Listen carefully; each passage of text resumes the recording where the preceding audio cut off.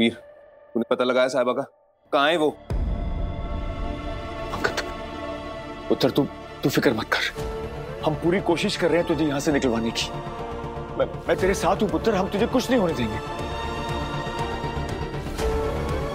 तू चुप क्यों है? तू बता क्यों नहीं रहा कुछ? ये कुछ बोल क्यों नहीं रहा है? मैं पूछ रहा हूँ तुझसे, साहिबा का कुछ पता चला?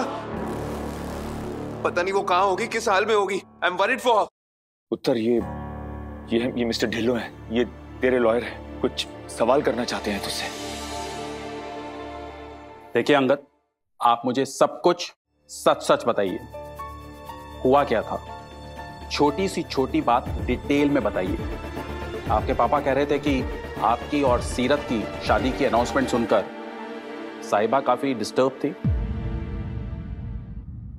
जी, साहिबा बहुत परेशान थी, इसीलिए उसने ना मुझसे बात की ना किसी और से, और ऐसे ही चली गई घर से। मैं भी उसे ढूंढते हुए उसके पीछे पीछे गया हॉस्टल तक।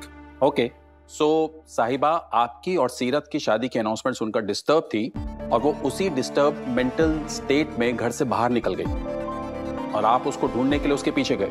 आप यही कहना चाह रहे हैं? आपने जब उसको उसके साथ रिश्ता तोड़ने की बात बताई तो आपके बीच में कुछ झगड़ा या कुछ बहसबाजी हुई?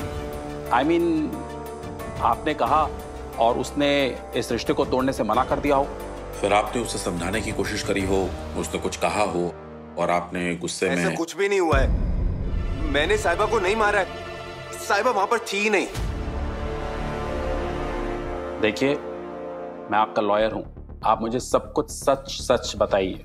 और आपने तो सुना ही होगा कि डॉक्टर और लॉयर से कुछ छुपाना नहीं चाहिए। आप मुझे सब कुछ बताइए। अगर आप मुझे सब कुछ सच सच बताएंगे तभी मैं आपका केस डिफेंड कर पाऊंगा। मैंने साहिबा का खून नहीं किया है, समझे आप? मैं जब हॉस्टल में पहुंचा था, किसी और लड़की की लाश वहां पर पड़ी हुई थी।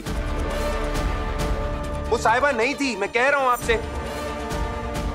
आप मेरे लॉयर हैं और आपको ही मुझ पे यकीन नहीं है। आप क्या केस लड़ेंगे मेरा? मिस्टर ढिल्लो प्लीज, मैं अपने बेटे को जानता हूँ, ऐसा कुछ नहीं कर सकता। और ऑलरेडी वो इतना कुछ झेल रहा है और आप और ना झेले, इसीलिए मैं ये सब सवाल पूछ रहा हूँ।